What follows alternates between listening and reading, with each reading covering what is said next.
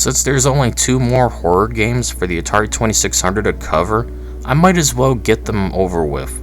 So here's Haunted House, developed by Atari and published by Atari in 1981. Let's see if this game is any good after I kind of enjoyed Halloween and the Texas Chainsaw Massacre games. Just not Ghost Manor. Ugh.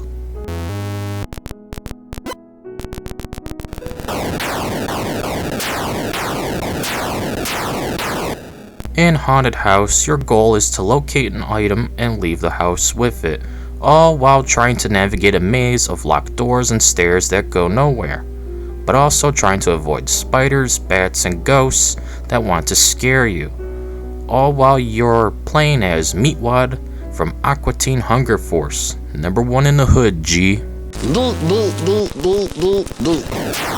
of my freaking pool!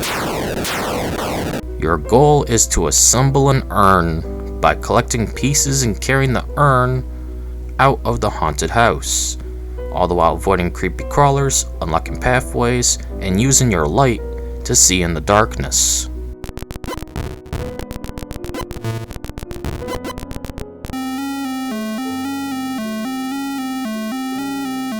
Every time a creepy crawler touches you, you begin to freak out as the screen flashes.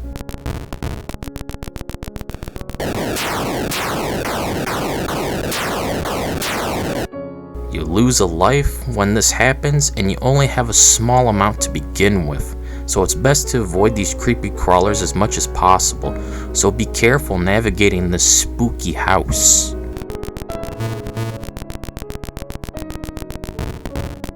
Of course, there's a key item you can get that's a magical scepter that makes you immune to being scared by these creepy crawlers. The con is, you can only carry 1 item at a time, so remember which floor you left your items on in this dark, scary maze.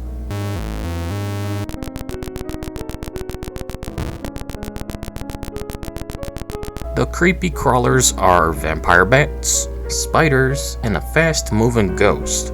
The ghost really wants to get you, while the others are more easily to be avoided, at least on the easy difficulty. Meanwhile, at higher difficulties, the game becomes more of a maze with more locked doors and stairs that go nowhere, plus everything is pitch black, and the only thing that's visible is your eyes, plus whatever your light illuminates around you, leading to many jump scares.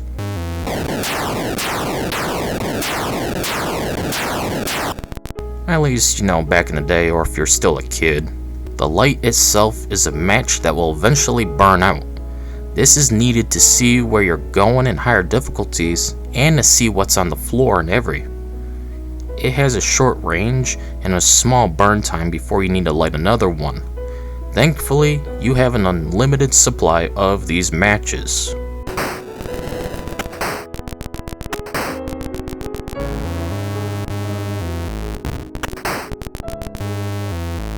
There's not much else to say about Haunted House. It does suck it's single player only though.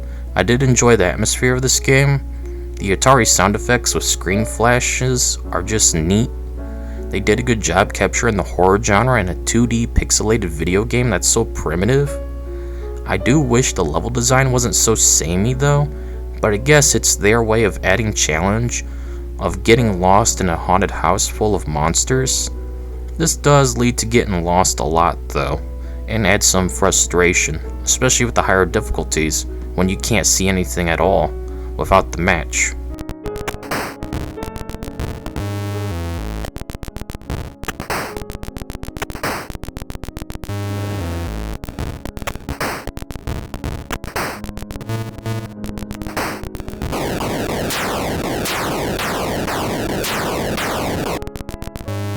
At the end of the day, Haunted House is an okay game that I can recommend. It's not as enjoyable as Texas Chainsaw Massacre or brutal as Halloween, where you get your head cut off. But at least it's more understandable and fun than Ghost Manor. There's only one more game to cover, called Frankenstein's Monster. Then we'll be done with yet another series of games for yet another compilation. in the future. Anyways, that's it for this video. See you all later.